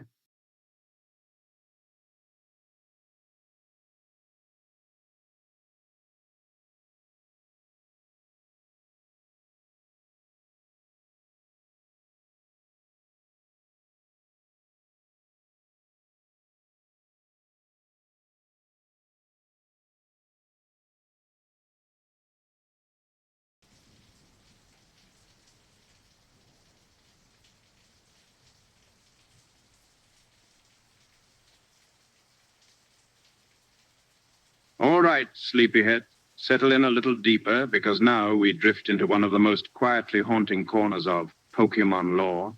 Not the legendary beasts or glitchy lab experiments this time, but the strange ancient connections between humans and Pokémon themselves. And trust me, it gets a little eerie in a way that makes you want to look at your starter Pokémon and wonder, how deep does this bond really go? You see, while modern Pokémon trainers build friendships, battle rivalries, and occasionally throw elaborate birthday parties for their Pikachu, the ancient Pokémon world was different. Much older, much wilder, and much stranger. Let's start with the Sinnoh region's myths, some of the oldest recorded stories in the Pokémon universe. Hidden in libraries, shrines, and half-forgotten old men's stories are tales of a time when humans and Pokémon were considered equals, not trainer and companion, not master and monster, but equals, living together, working together, and in one particularly unsettling Sinnoh myth, even marrying each other. Yes, you heard that right, marrying. In the Canalave Library, one of the dusty old books tells of a story where humans and Pokémon lived as one. There's even a line suggesting there once were Pokémon that married people. There once were people who married Pokémon. Now, what that actually looked like is left mercifully vague, but the implication is clear. The bond between humans and Pokémon in ancient times was far deeper and far stranger than the cheerful gym battles we know today. Were these unions symbolic, spiritual, actual? Nobody knows. But the idea lingers like the final note of a song you half remember from childhood. And if that isn't peculiar enough for you, let's talk about war. While the Pokémon world feels bright and peaceful on the surface, there are shadows of ancient battles lurking in its past. The Pokédex itself sometimes drops chilling hints. Take Yamask, for example. It's said to be the spirit of a human who carries the mask of its face from when it was alive, which raises a very good question. If humans became Pokémon in death, how often were those lines crossed in life? Then you have Pokémon like Golurk, ancient guardians built to protect humanity. Their stone bodies and towering forms hint at wars long forgotten, where humans didn't just train Pokémon, they sent them to the front lines like living weapons. In fact, some fans believe Pokémon battles as we know them today are a sanitized remnant of these ancient wars, a way to turn what was once deadly serious into sport and spectacle. The ultimate peacetime ritual. And if that doesn't give you goosebumps, I don't know what will. And then there's Mr. Fuji. You remember him, right? The kindly old man who watches over Lavender Town's Pokémon Tower. He seems harmless, gentle, soft-spoken. The kind of guy who probably smells like tea and old books. But there are whispers. Strange little rumors that Mr. Fuji's past wasn't as innocent as it seemed. In the original games, it's revealed Mr. Fuji once worked with researchers, possibly even at the same facility responsible for Mewtwo's creation. Some believe he was involved in the early cloning experiments, trying to resurrect dead Pokémon or create new ones altogether. And when it all went horribly wrong, he vanished to Lavender Town to live out his days caring for orphan spirits. It explains his eerie knowledge about ghost Pokémon, his obsession with the well-being of the departed, and his refusal to leave the haunted Pokémon Tower. It's as if he's trying to atone for something the world was never meant to know. And finally, let's talk about the bond itself. Because while every game tells us Pokémon are friends, partners, and allies, the deeper you look, the more spiritual and mysterious those bonds become. It isn't just loyalty. It's a connection that transcends words and reason. In the anime, there's Ash's Pikachu, a bond so strong that it defies capture devices, psychic manipulation, even death itself. Time and again, Pikachu risks everything for Ash. Not because of training, but because of something older. An instinct, a tie to something bigger. Some fans believe this connection comes from the ancient times we spoke of earlier, a leftover spark from when humans and our Pokémon were one people. And that, deep inside, these battles, these friendships, these teary-eyed reunions, are echoes of something the modern world has long forgotten. And you know, the deeper you dive into this idea of ancient human-Pokémon bonds, the stranger and more beautiful it starts to feel. Because in so many myths and fragments of forgotten lore scattered across the games, there's a sense that these creatures weren't just partners in battle, but soulmates, spiritual companions, maybe even guardians from another world entirely. The Sinnoh myths hint at this repeatedly. In Celestic Town, there's that weathered mural of Dialga and Palkia deities of time and space, depicted not towering over humans, but beside them, as if they once shared the same world on equal terms. And it's said that long ago, the veil between people and Pokémon was so thin they could pass between one another's worlds. This isn't just some cozy bedtime story. It's scattered all over the Pokédex, too. Entries for Pokémon, like Lucario, mention how it can sense human emotions so clearly that it knows a person's heart before a word is spoken. Not a trained skill, an ancient bond. One passed down not through battles, but through something primal and wordless. And then there's the ghost Pokémon. Their entries are among the darkest in the franchise, and oddly the most human. Yamask, as we mentioned, was once a person. It clutches a mask of its former face, weeping when it remembers its past life. Now ask yourself, how does that happen in a world where humans and Pokémon are entirely separate species? Unless they weren't. Not always. And Frostlass, a beautiful yet chilling ghostly figure said to be the spirit of a woman who perished in a blizzard. She now takes the form of an icy Pokémon, luring others into snowstorms. Again, a human soul becoming a Pokémon. The line is so blurred, so softly crossed, you wonder how many other species might carry echoes of human stories. Even Ninetales, known for its intelligence and mystical powers, is said to live for 1,000 years. and hold grudges against those who mistreat it. Some legends describe Ninetales as a spirit animal or guardian from folklore, the kind of creature ancient cultures would have, worshipped, not battled. Which brings us back to those ancient wars. It's quietly hinted across several generations of games, most clearly in Pokémon X and Y, where an actual war 3,000 years ago devastated the Kalos region. An event so horrific, a man named AZ built a machine to resurrect his beloved Pokémon, only to unleash a weapon of mass destruction. It was a war fought not just with weapons, but with Pokémon themselves. Think about that for a moment. Armies of humans and Pokémon marching together, not for gym badges or tournaments, but for conquest, survival. The bonds we see in modern-day Pokémon training might be the pacified, ceremonial remains of those ancient alliances, a gentler version of a bond once forged in blood and battle. And then there's the eerie quiet of Lavender Town. It's more than just a creepy place with unsettling music. Lavender Town represents something unspoken in the Pokémon world. Death. And more importantly, remembrance. Why build a tower filled with ghost Pokémon and lost souls in a world where death is so rarely addressed? Unless it served as a link to those ancient days. A sacred place where humans once gathered to honor the spirits of both people and Pokémon alike. A shrine to bonds so strong they lingered even after the body faded. And Mr. Fuji? He's the last living guardian of those old traditions. A man who speaks to ghosts, leaves offerings for restless spirits, and whispers apologies to creatures no one else can see. It's why he stays, not out of fear, but duty. And here's a quiet little theory for you to drift off with. What if every starter Pokémon you've ever chosen, every brave little creature you've journeyed with, isn't a random wild animal or chance encounter? What if that bond, that unspoken understanding you feel with them, the way your first Pikachu, Charmander, or Rowlet always, seems just a little different from the others, is because you've known them before? Not in this life, but in another, in those ancient days, when humans and Pokémon lived as one. And every time you start a new game, or return to an old region, it isn't just nostalgia you're feeling. It's recognition, like meeting an old friend whose name you can't quite remember, but whose presence feels like home. All right.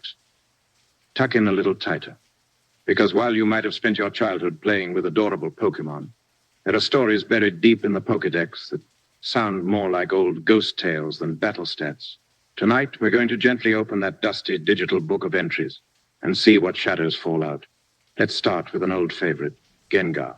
Now, on the surface, Gengar's a fan-favorite ghost-type, mischievous, grinning, and always ready for a prank. But its dex entries paint a much darker picture. One entry warns, it hides in shadows.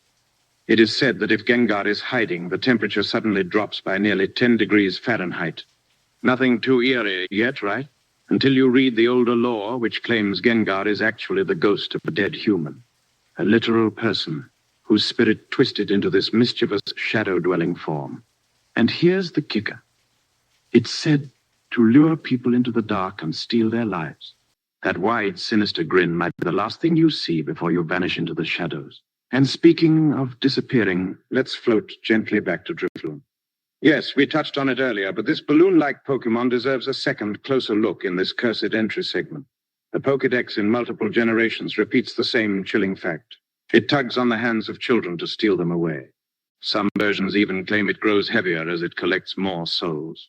Imagine being a child in the Pokémon world, seeing a cute little balloons drifting lazily by.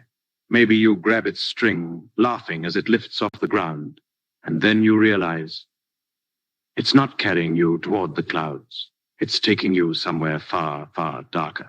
What makes it worse is how cheerful Drifloon looks while doing it. It doesn't attack. It doesn't roar. It just drifts and waits. Now onto a more subtle but equally eerie one, Lampant. This little haunted street lamp Pokémon might look harmless, but its Pokédex entries tell a bleaker story. It arrives near the moment of death and steals the spirit from the body. In other words, Lampant follows people around when they're about to die, quietly floating through hospital corridors, forgotten forests, or misty alleyways, waiting. It's like the Grim Reaper of the Pokémon world, but cuter.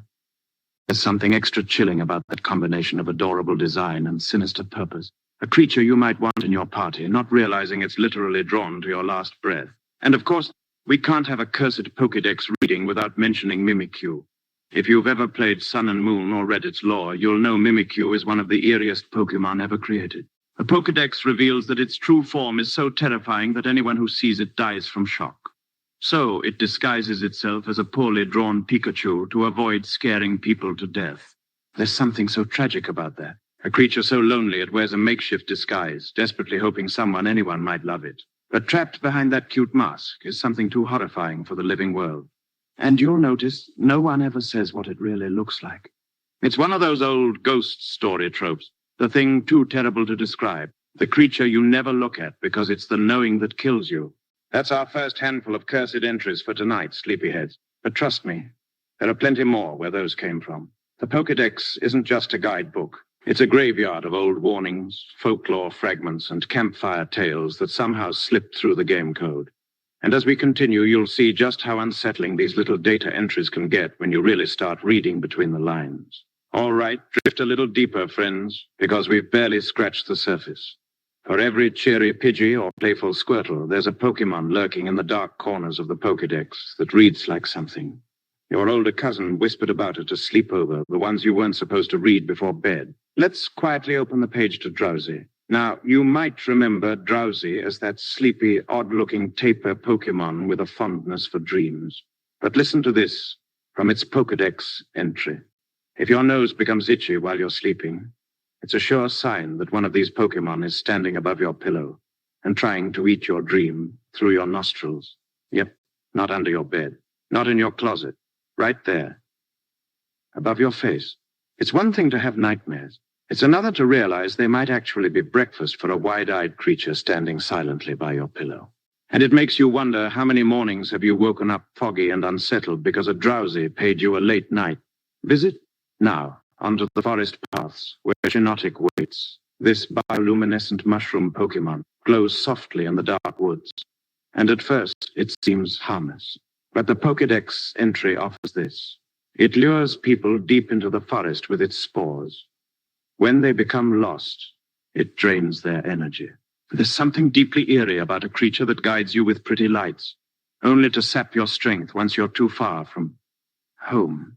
It's the stuff of old folk horror, like will-o'-the-wisps in ancient folklore, tempting travelers off safe paths into the waiting darkness. And Shiinotic's vacant, eerie grin doesn't help matters.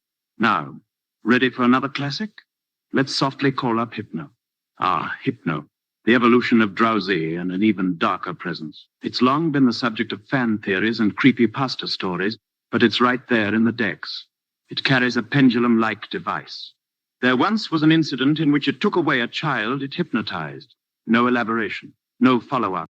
Just an old, half-forgotten police report sealed within your childhood game. You never find out what happened to that child, or if they came back. And you realize some Pokémon don't just battle. Some hunt. Then there's Cacturn. And we whispered about it before.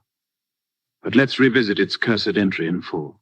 Packs of them follow travelers in the desert until the travelers can no longer move. Not attack. Not scare. Just follow. Patiently. The implication is never spelled out, but the image is clear. A lone figure trudging through endless sand dunes. Shadows lurking just at the edge of sight.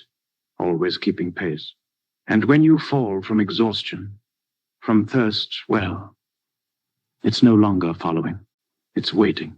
And finally, for this stretch, let's peer into Dusclops. This ghostly Cyclops has one of the most unsettling entries in the entire Pokédex. Its body is hollow. It is said that those who look inside are sucked into the void. A Pokémon that quite literally contains an endless dark nothingness inside its body. And if you make the mistake of staring too long into that single glowing eye, you vanish, gone. Lost to whatever void lies within. It's a myth made digital. A classic, don't look too close bedtime tale tucked away in a game meant for kids. And that's the beauty of these old Pokédex entries, isn't it? They feel like little secrets, the kind of things you'd dare your friend to read out loud at night while the wind rattled your window. Tiny ghost stories you carried in your pocket. And we're not done yet, sleepyheads. There's a whole haunted library of these cursed entries waiting for us to softly unravel. So keep those lights low. We'll keep reading. All right. Still with me? Good. Because the deeper we go into the Pokédex, the more it feels like we're not just reading a game guide anymore. It's more like a collection of old, forgotten urban legends, digitally preserved inside those cartridges. Let's softly turn to Frostless. Now, we brushed past her eerie myth earlier, but her Dex entries leave no room for comfort. In one version, it reads, "It freezes hikers who have gotten lost in the mountains and carries them back to its lair." Sounds almost gentle until you realize carries them back doesn't mean for tea and a chat. They're frozen, perfectly preserved, and left there, eternal guests in her icy den. Frostlass isn't a monster by accident. Her story is rooted in ancient Japanese folklore about snow spirits Yuki-onna who lure travelers to their frosty deaths. And every time you see one floating silently across a snowy route, it feels like a forgotten ghost from another world slipped into the Pokémon universe. Now let's visit Jellicent, a Pokémon so unassuming you'd almost forget it exists, a big bloated jellyfish floating lazily through the ocean. But read its Pokédex entry and your stomach will quietly sink. It envelops its prey in its veil-like arms and drags them down to the depths of the ocean. Somewhere down there, its lair lies in the sunken remains of ships, a literal shipwreck siren. It doesn't attack for food or defense, it drowns for sport. And the creepiest part? It's always smiling, a big unsettling grin as it pulls sailors and swimmers into the abyss, adding more wreckage to its underwater graveyard. You'll never look at a water route in Pokémon quite the same again. And then there's Yamask. Yes, again. Because this little ghost type might have the saddest, most unsettling Pokédex entry of them all. Each of them carries a mask that used to be its face when it was human.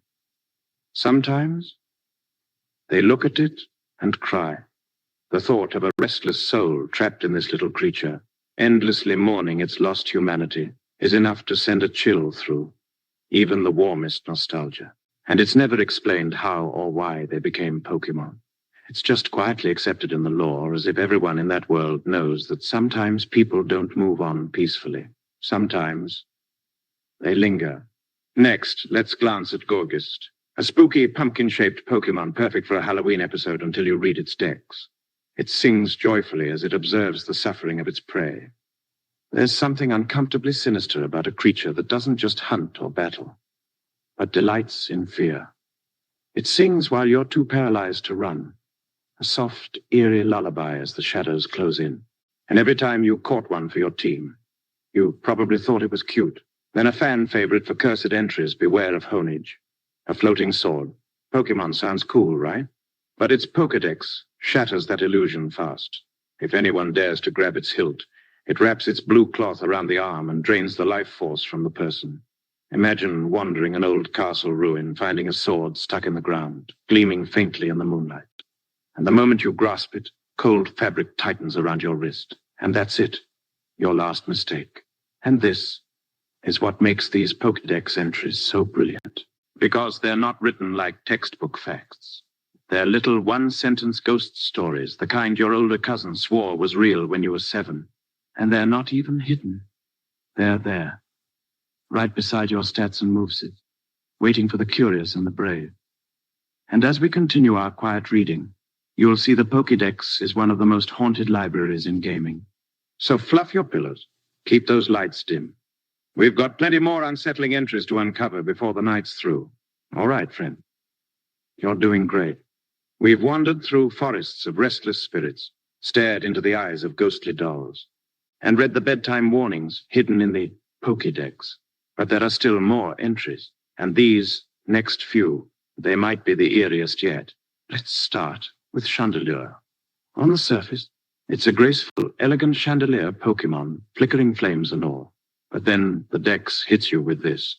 The spirits burned up in its ominous flame lose their way and wander this world forever. Yep, forever, not passed on. Not reincarnated into another Pokémon, just doomed to endlessly drift the shadows between worlds, never finding peace. Imagine seeing that soft glow at night, thinking it's a street lamp or a safe hearth in the distance, only to find yourself staring into a chandelure's cold, flickering flames as it claims your soul, and you become one of the wandering lost. And speaking of tragic fates, Let's quietly whisper about Litwick. The pre-evolution of Chandelure might be even creepier. Because while Litwick looks adorable, the Pokédex gently reminds us, while shining a light and pretending to be a guide, it leeches off the life force of anyone who follows it. That's right. It doesn't wait to attack. It doesn't lunge from the shadows. It politely lights your path, lets you feel safe, and quietly drains the warmth from your body as you walk. By the time you realize something's wrong, it's far too late. Now, ever hear of Mawil? A deceptively cute steel and fairy type, known for its charming appearance and unsettling second mouth on the back of its head. The Pokédex entry reveals it uses its docile-looking face to lull foes into complacency, then bites with its huge, gaping jaws. But here's where it gets darker. Older lore suggests it can unhinge those jaws wide enough to swallow a person whole. And it prefers to strike when its victim feels most safe. So if you ever see a Mawil waving at you sweetly from a clearing, don't wave back. Now let's dim the lights a little more for Palossand. Yes, a literal haunted sandcastle Pokémon. And it's far worse than it sounds. The Pokédex warns. Buried beneath the castle are the bones of those whose vitality it has drained. Palossand doesn't just battle trainers. It devours them, swallowing them into the sands beneath its base, where they become part of the foundation of its cursed castle. Imagine that next time you build a sandcastle at the beach. And lastly, for this stretch, beware of Trevenant. An ancient, ghostly tree, Pokémon with an unassuming look. Until you read, it will trap people who harm the forest and never let them leave. Now, on the surface, it sounds like forest justice, but the fact that it does this in absolute silence, luring wanderers deeper into the woods where no one will ever find them, adds that perfect old ghost story vibe. It feels like one of those whispered warnings from village elders in ancient times. Respect the trees, child. The forest watches. And somewhere in the dark, Trevenant waits. See, that's the magic of these cursed entries. They aren't loud, flashy, or obvious. They're quiet. A single sentence hinting at tragedy, horror, and the unseen things moving behind the bright, cheerful world of Pokémon battles and Pokemarts. It's like a campfire circle hidden inside your cartridge. And every time you turn a page, the shadows around you seem to lean in just a little closer. Still with me? Good. Because we're not done yet. A few more cursed tales wait in these pages. All right, sleepyheads. Time to stretch our imaginations a little further tonight. Because while we've explored the ghosts and monsters hiding in plain sight, there's another mystery quietly stitched into the Pokémon world. One that stretches across maps, timelines, and maybe even parallel realities. Ever notice how some things in the games feel? Missing? Hints at forgotten places. Stray lines of dialogue that suggest a world much older, much darker than what we see on the surface. Let's softly start with Lieutenant Su. Remember him, the towering electric-type gym leader in Vermilion City. In Pokémon Red and Blue, if you speak to him, he casually mentions, "I tell you, Kid Electric Pokémon saved me during the war." Wait, what war? It's never explained, never referenced again. Just quietly dropped into the middle of a cheerful monster-collecting adventure. And it's led to decades of fan theories that maybe, just maybe, there was a great conflict before the events of the original games. A war that shaped Kanto and its people. A reason why there seem to be so few adult men wandering the region. Could that war be why ghost Pokémon like Ghastly, Haunter, and Gengar thrive in graveyards like Lavender Town? Why certain towns seem strangely abandoned? A past event, too grim for the cheery world of Pokémon centers and Pokemarts to openly acknowledge. Now, let's drift a little further, to regions you may not have heard of if you only played the mainline games. There's Aura, a region introduced in the Pokémon Colosseum and XD games for the GameCube. And unlike the lush, happy regions of Kanto or Hoenn, Aura is a dry, desolate wasteland. Pokémon that are stolen, corrupted, and used as weapons. Shadow Pokémon, creatures whose hearts have been artificially sealed, turning them violent and unloving. And what's most eerie? The people in Aura treat this like it's normal. A world where traditional bonds with Pokémon have all but broken down. A place where the warmth and friendship you know from other regions simply doesn't exist. And then there's Almia, from the Pokémon Ranger series. Another region less about cheerful trainers and more about environmental disasters, crumbling traditions, and desperate attempts to control nature. It makes you wonder, Are these lost, harsher regions abandoned for a reason? Are they part of a darker timeline the main games don't speak of? And speaking of timelines, let's quietly ponder something deeper. Fans have long suspected the Pokémon world isn't one linear history. There are hints that multiple realities exist side by side. Versions of the world where ghost Pokémon thrive more visibly, where wars happen differently, where certain regions never fell into ruin. In the remakes, Omega Ruby and Alpha Sapphire, characters even mention the idea of alternate universes, directly one where mega evolution exists and one where it never did. Could Lavender Town's chilling history belong to a darker timeline? Could Or's violent world be what happens if bonds with Pokémon are severed? And are there regions ancient, unnamed, that simply slip through the cracks of time?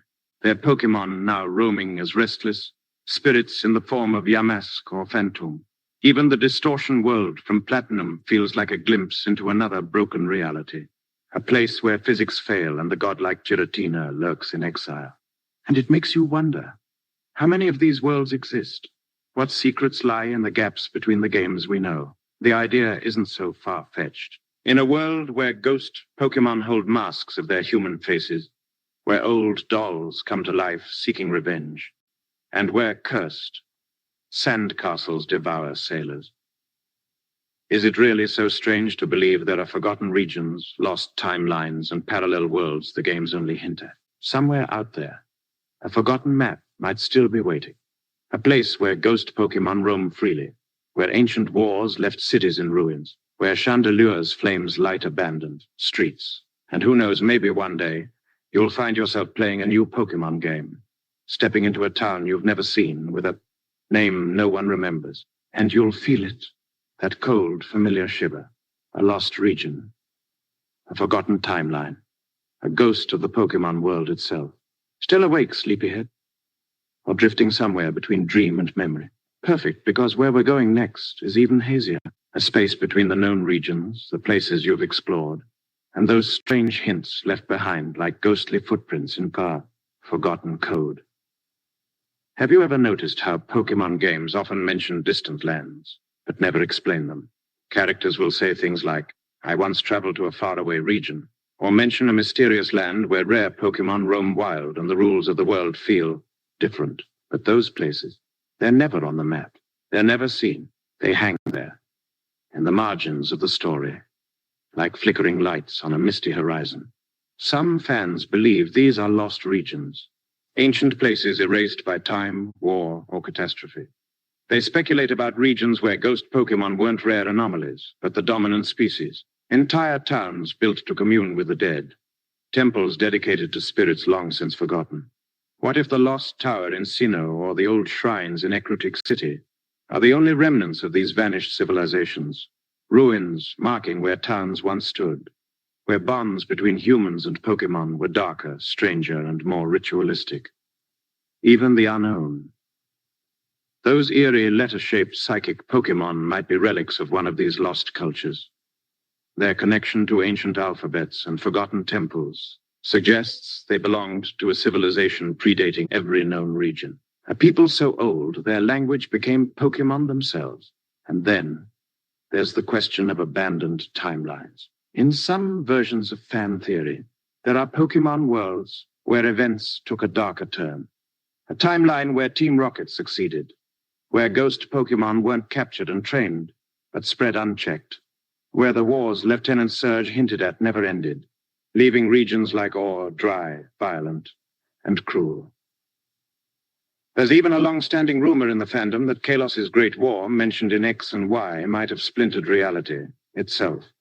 A terrible war 3,000 years ago, fought with ultimate weapons and legendary Pokémon, unleashing power so vast it fractured time and space. Maybe that's why you hear different stories in different regions, why certain Pokémon exist in one world and not the other. Maybe the entire Pokémon multiverse exists because of that ancient war, and the games quietly support this idea. In Pokémon Ultra Sun and Ultra Moon, characters openly talk about alternate worlds. The Ultra Wormholes allowed trainers to pass between them strange realities where normal rules don't apply. A world where Giratina rules from the Distortion world, Another where ghost Pokémon are the dominant type and humans are fewer in number. Or a shattered world of ruins and half-buried Pokeballs, where no one remembers what came before. Even some fan theorists believe the old glitch Pokémon like Missing No are remnants of these abandoned realities. Fragments of code left over from universes the developers never finished building. And when you encounter one, you're not just breaking the game. You're stepping through a crack into one of those lost timelines. It makes sense in a way. In a world where ghostly dolls come to life and ancient wars nearly destroyed civilization, why wouldn't there be forgotten maps? Lost cities swallowed by sand, regions cut off by oceans, or timelines where the sun never rose again. And every time you see an odd little Easter egg in a game, you have to wonder, is this just a reference? Or a piece of a puzzle no one remembers how to solve? It's a quiet, eerie thought. That even now, after hundreds of episodes and dozens of games, the Pokémon world might still be hiding entire histories from us. Not erased. Just waiting. Like ancient ruins buried under layers of nostalgia, fog, and sleep. And maybe, somewhere out there, there's a forgotten cartridge. A prototype, a glitch, a region without a name. And if you find it, maybe you'll be the one to finally unlock that missing chapter. But for now, let's leave those ancient gates closed. We'll let the wind blow softly through the tall grass, carrying the ghost stories of regions long past. Still wrapped up in your blanket? Good. Because now let's talk about the mysteries we were never meant to notice. Those odd little gaps and details in the games and anime that hint at a far bigger, darker world behind the scenes. For example, have you ever wondered why there are so few elders in the Pokémon world? Sure, there are wise old men running shrines or elderly trainers in caves. But for every Agatha or Professor Rowan, there's an overwhelming number of kids and teens wandering the world.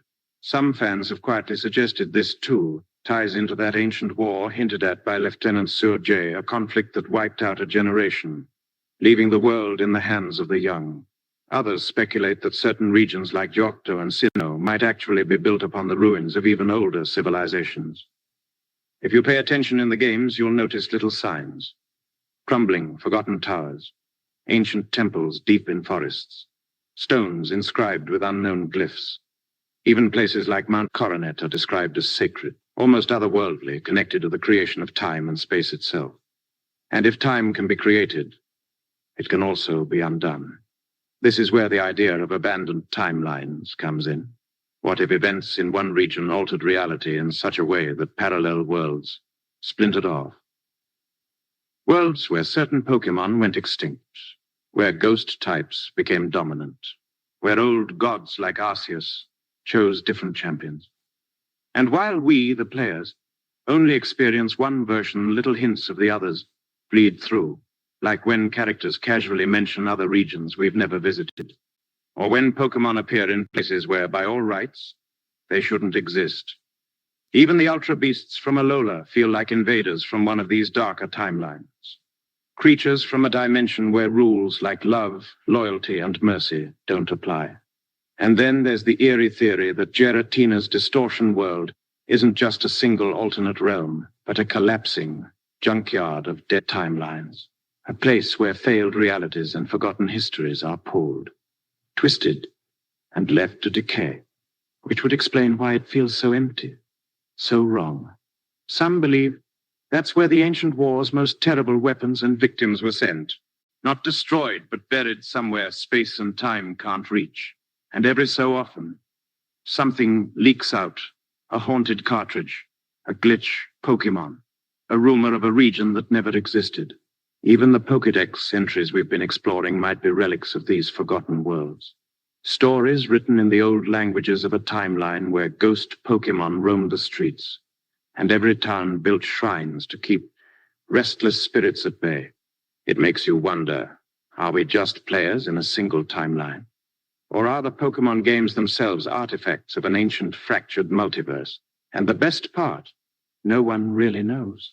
The creators have never fully confirmed or denied these theories. They leave just enough gaps, just enough strange hints to keep the legends alive. Which means, every time you boot up a new game, you're not just catching Pokémon.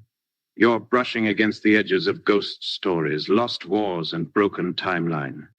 And as you drift deeper into sleep tonight, maybe you'll find yourself in one of those forgotten regions. A place where ghost Pokémon hum lullabies in empty streets, where old temples pulse with ancient power, and where a long-lost version of yourself still waits to finish that final battle. But for now, let's leave those theories gently resting like old books in a forgotten library, because we've still got one more haunted chapter left to read together. All right. Sleepyheads still with me? Good. Because this next stretch might be the most haunting yet. We've talked about the lost regions we never got to visit. The wars only hinted at in old dialogue. The faint, flickering memories of cities swallowed by time. But have you ever considered that there might be Pokémon we were never meant to see? Scrapped creatures, abandoned designs, glitched remnants of dead timelines. They exist half-coded, half-imagined, lurking in the data of old games and faded design documents. In fact, during development of the original Red and Blue, over 190 Pokémon were initially planned, and only 151 made the cut. What happened to the others? Some were simply scrapped, their designs too strange or dark for the final game. Others were absorbed into later generations.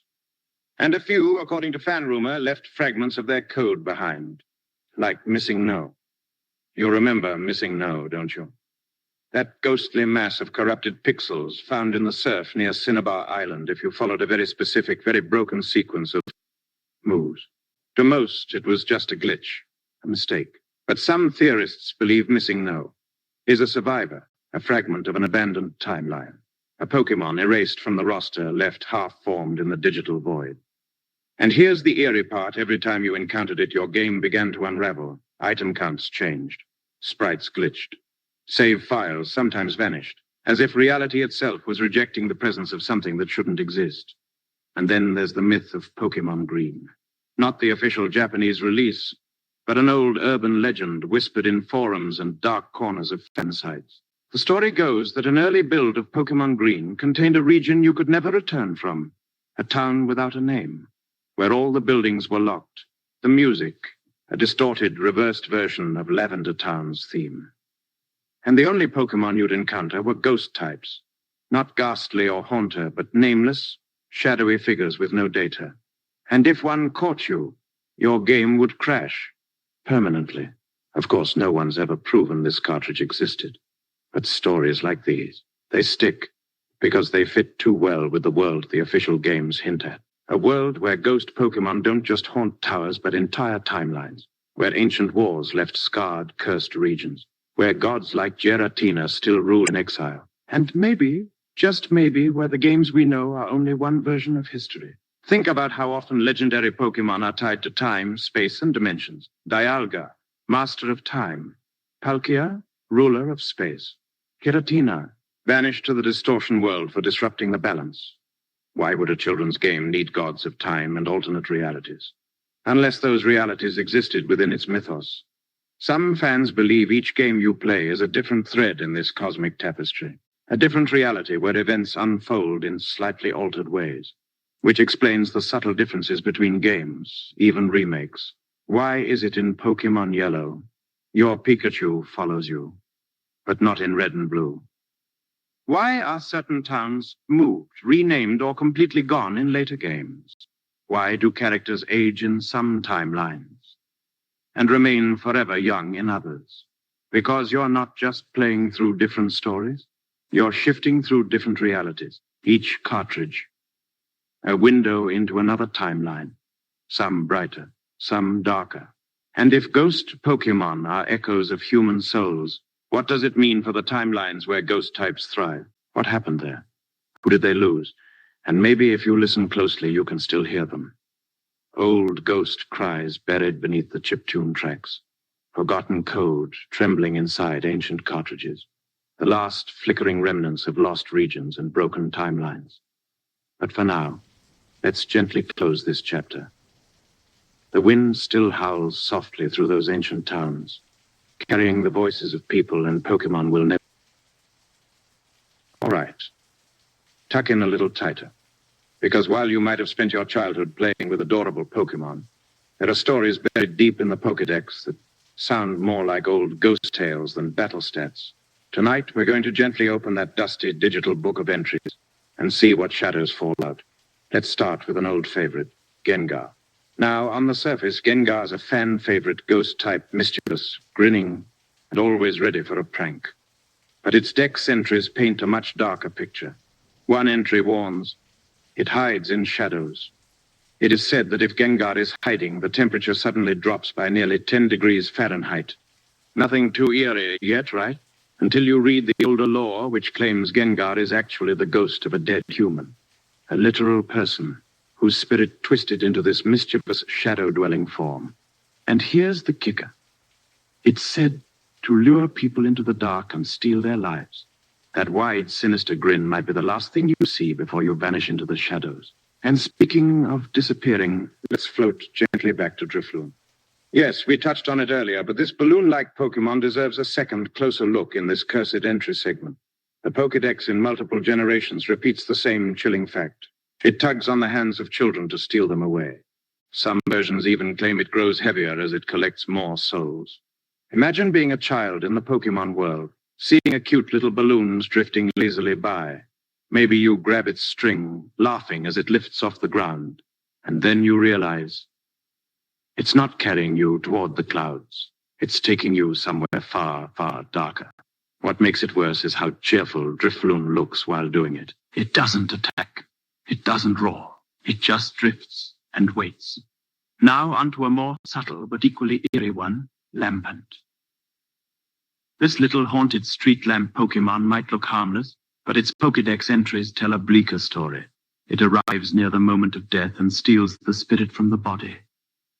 In other words, Lampant follows people around when they're about to die, quietly floating through hospital corridors, forgotten forests, or misty alleyways, waiting. It's like the Grim Reaper of the Pokémon world, but cuter. There's something extra chilling about that combination of adorable design and sinister purpose. A creature you might want in your party, not realizing it's literally drawn to your last breath. And of course, we can't have a cursed Pokédex reading without mentioning Mimikyu. If you've ever played Sun and Moon or read its lore, you'll know Mimikyu is one of the eeriest Pokémon ever created. The Pokédex reveals that its true form is so terrifying that anyone who sees it dies from shock. So it disguises itself as a poorly drawn Pikachu to avoid scaring people to death. There's something so tragic about that. A creature so lonely it wears a makeshift disguise, desperately hoping anyone might love it. But trapped behind that cute mask is something too horrifying for the living world. And you'll notice no one ever says what it really looks like. It's one of those old ghost story tropes, the thing too terrible to describe, the creature you never look at because it's the knowing that kills you. That's our first handful of cursed entries for tonight, sleepyheads. But trust me, there are plenty more where those came from. The Pokédex isn't just a guidebook. It's a graveyard of old warnings, folklore fragments, and campfire tales that somehow slipped through the game code. And as we continue, you'll see just how unsettling these little data entries can get when you really start reading between the lines. All right, drift a little deeper, friends, because we've barely scratched the surface. For every cheery Pidgey or playful Squirtle, there's a Pokémon lurking in the dark corners of the Pokédex that reads like something. Your older cousin whispered about it at a sleepover, the ones you weren't supposed to read before bed. Let's quietly open the page to Drowsy. Now, you might remember Drowsy as that sleepy, odd-looking taper Pokémon with a fondness for dreams. But listen to this from its Pokédex entry. If your nose becomes itchy while you're sleeping, it's a sure sign that one of these Pokémon is standing above your pillow and trying to eat your dream through your nostrils. Yep, not under your bed, not in your closet, right there, above your face.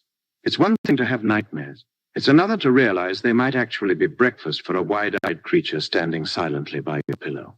And it makes you wonder how many mornings have you woken up foggy and unsettled because a Drowsy paid you a late night visit?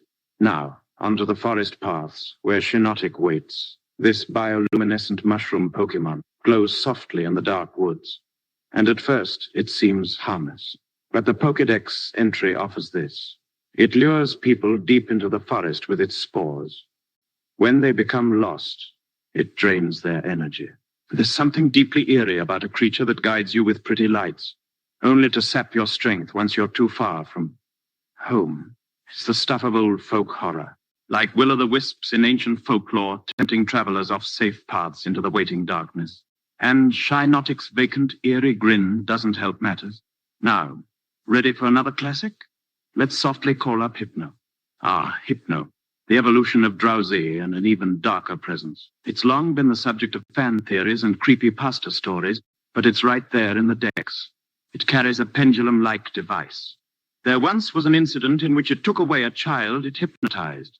No elaboration, no follow-up. Just an old, half-forgotten police report sealed within your childhood game. You never find out what happened to that child, or if they came back. And you realize some Pokémon don't just battle. Some hunt. Then there's Cacturn. And we whispered about it before. But let's revisit its cursed entry in full. Packs of them follow travelers in the desert until the travelers can no longer move. Not attack. Not scare. Just follow, patiently. The implication is never spelled out, but the image is clear. A lone figure trudging through endless sand dunes, shadows lurking just at the edge of sight, always keeping pace. And when you fall from exhaustion, from thirst, well, it's no longer following. It's waiting. And finally, for this stretch, let's peer into Dusclops. This ghostly Cyclops has one of the most unsettling entries in the entire Pokédex. Its body is hollow. It is said that those who look inside are sucked into the void. A Pokémon that quite literally contains an endless dark nothingness inside its body. And if you make the mistake of staring too long into that single glowing eye, you vanish, gone. Lost to whatever void lies within. It's a myth made digital. A classic, don't look too close bedtime tale tucked away in a game meant for kids. And that's the beauty of these old Pokédex entries, isn't it? They feel like little secrets, the kind of things you'd dare your friend to read out loud at night while the wind rattled your window. Tiny ghost stories you carried in your pocket. And we're not done yet, sleepyheads. There's a whole haunted library of these cursed entries waiting for us to softly unravel. So keep those lights low. We'll keep reading. All right. Still with me? Good. Because the deeper we go into the Pokédex, the more it feels like we're not just reading a game guide anymore. It's more like a collection of old, forgotten urban legends, digitally preserved inside those cartridges. Let's softly turn to Frostless. Now, we brushed past her eerie myth earlier, but her Dex entries leave no room for comfort. In one version, it reads, it freezes hikers who have gotten lost in the mountains and carries them back to its lair. Sounds almost gentle until you realize carries them back doesn't mean for tea and a chat. They're frozen, perfectly preserved, and left there, eternal guests in her icy den. Frostlass isn't a monster by accident. Her story is rooted in ancient Japanese folklore about snow spirits Yuki-onna who lure travelers to their frosty deaths. And every time you see one floating silently across a snowy route, it feels like a forgotten ghost from another world slipped into the Pokémon universe. Now let's visit Jellicent, a Pokémon so unassuming you'd almost forget it exists, a big bloated jellyfish floating lazily through the ocean. But read its Pokédex entry and your stomach will quietly sink. It envelops its prey in its veil-like arms and drags them down to the depths of the ocean. Somewhere down there, its lair lies in the sunken remains of ships, a literal shipwreck siren. It doesn't attack for food or defense, it drowns for sport. And the creepiest part? It's always smiling. A big unsettling grin as it pulls sailors and swimmers into the abyss, adding more wreckage to its underwater graveyard. You'll never look at a water route in Pokémon quite the same again. And then there's Yamask. Yes, again. Because this little ghost type might have the saddest, most unsettling Pokédex entry of them all. Each of them carries a mask that used to be its face when it was human. Sometimes they look at it and cry. The thought of a restless soul trapped in this little creature, endlessly mourning its lost humanity, is enough to send a chill through even the warmest nostalgia. And it's never explained how or why they became Pokémon. It's just quietly accepted in the lore as if everyone in that world knows that sometimes people don't move on peacefully. Sometimes they linger. Next, let's glance at Gorgist, a spooky pumpkin-shaped Pokémon perfect for a Halloween episode until you read its decks. It sings joyfully as it observes the suffering of its prey. There's something uncomfortably sinister about a creature that doesn't just hunt or battle, but delights in fear. It sings while you're too paralyzed to run, a soft, eerie lullaby as the shadows close in. And every time you caught one for your team, you probably thought it was cute. Then a fan favorite for cursed entries, beware of honage, a floating sword. Pokémon sounds cool, right? But its Pokédex shatters that illusion fast. If anyone dares to grab its hilt, it wraps its blue cloth around the arm and drains the life force from the person. Imagine wandering an old castle ruin, finding a sword stuck in the ground, gleaming faintly in the moonlight. And the moment you grasp it, cold fabric tightens around your wrist. And that's it, your last mistake.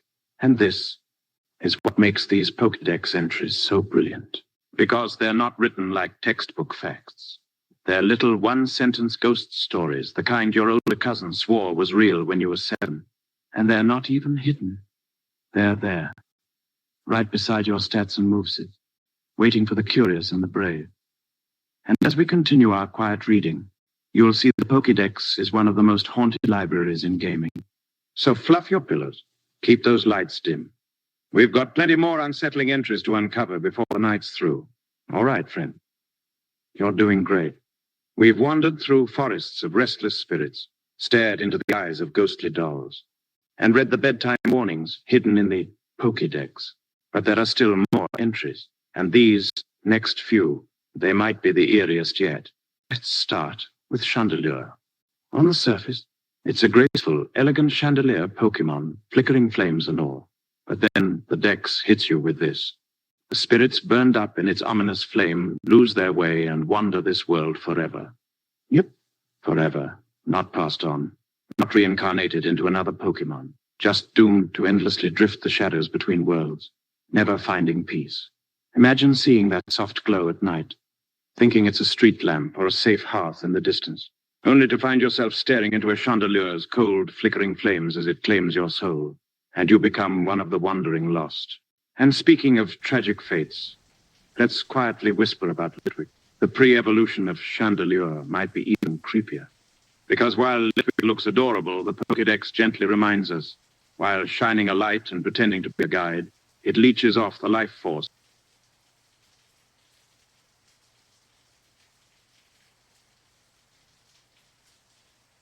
All right, sleepy travelers. You've journeyed through ancient myths, ghost stories, and forbidden science. But now, in these final, gentle moments before sleep, we arrive at the strangest Pokémon mystery of them all. Not a beast from legend, not a creature from a haunted tower, but a ghost made of data, a thing that was never meant to be seen. Its name is Missing No. If you grew up playing the original Pokémon Red and Blue games, chances are you heard the whispers, maybe from a kid on your street. Maybe on an old internet forum lit by the glow of bulky monitors and dial-up hum.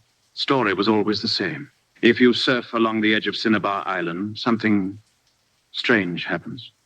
And it did. The screen would flicker, the ocean tiles would glitch, and then a shape would appear. A broken, half-missing pile of scrambled pixels. A name where there should be none. Missing No. Which, by the way, stands for missing number.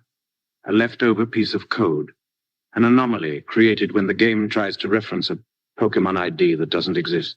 It was never supposed to appear.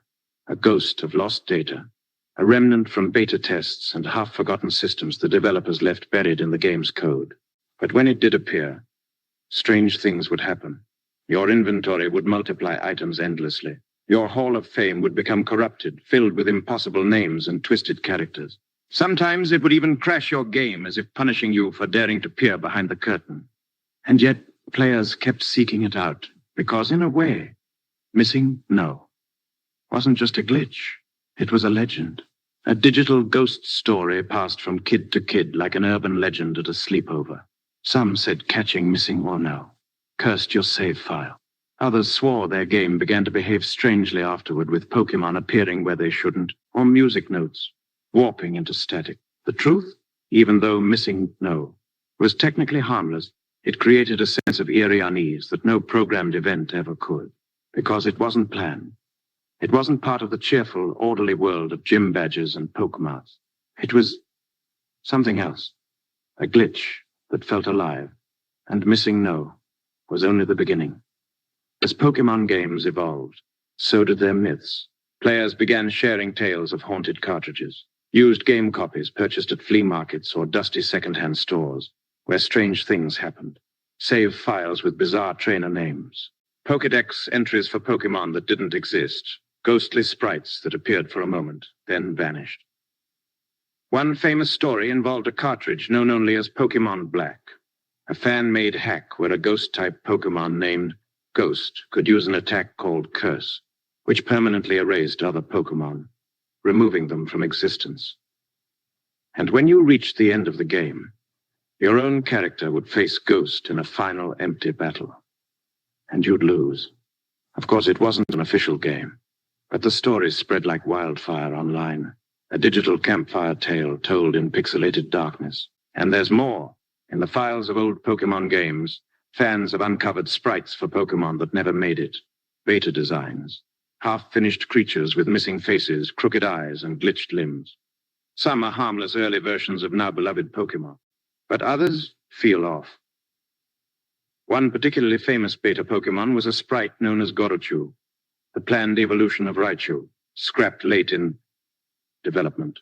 It had fangs and horns, giving Pikachu's family a much darker turn. Others remain nameless odd shapes, misplaced parts, strange amalgamations of features that hint at ideas abandoned for reasons no one remembers. And then there's the unknown, a whole species of Pokémon made entirely of symbols, living letters floating in ancient ruins. They're shaped like our alphabet, but they also contain a secret. When arranged, their forms can spell hidden messages. Some players discovered messages in the ruins of Alph that read, "Our words shall remain here for the ages," or "Escape." Not exactly the kind of thing you expect from a children's game. And every time new Pokémon titles release, data miners dig into the game's files and find leftovers, moves no one can learn, sprites no one ever sees, music tracks that play nowhere in the final game, as though every Pokémon world is built on the bones of another older, stranger world.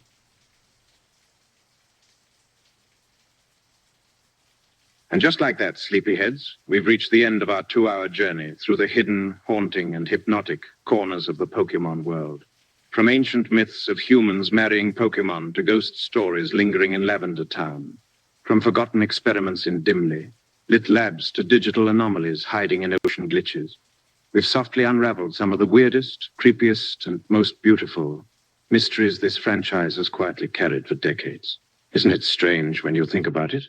How a game built around bright creatures and cheerful battles can hold so many shadows just beneath the surface. It makes you realize that even in the most colorful, upbeat worlds, there's always a little room for mystery, and maybe that's why we love them so much. Because just like in life, the stories you remember most aren't always the loudest or the flashiest. They're the ones you stumble upon late at night, when the world is quiet, and the glow of the screen feels like the only light left in the room. If you made it this far, first of all, you're a champion. Seriously. You deserve a gold Pokeball or a Snorlax-sized hug. I hope this video made you feel a little cozier, a little more nostalgic, and maybe even a little curious about the forgotten corners of those childhood games we thought we knew so well. Before you drift off completely, I'd love to know which story tonight stuck with you the most. Was it the boy who became Kadabra, the ghostly glitch of Missing No, or the ancient bond between people and Pokémon lost to time? Let me know in the comments. Even if it's 3 a.m. where you are and your phone's at 4%, drop a little message. It's kind of magical seeing where in the world this sleepy little community of ours reaches. And hey, if you enjoyed this journey, there's plenty more where that came from. I'm always digging up more forgotten myths, eerie tales, and nostalgic stories from the world of Pokémon and beyond. So if you haven't already, hit that subscribe button, tap the bell, and join us for the next nighttime adventure. Trust me, it's always more fun with you here. For now, though, close your eyes. Let the soft hum of the unknown fade. Picture a flickering Poke Center light, and imagine you're curled up in a little house in Pallet Town, a gentle wind rustling the leaves outside, and a loyal Pikachu snoring softly at the foot of your bed, because the world can wait. Tonight, we dream in pixels. Good night, trainers. Sleep well. And as always, stay curious.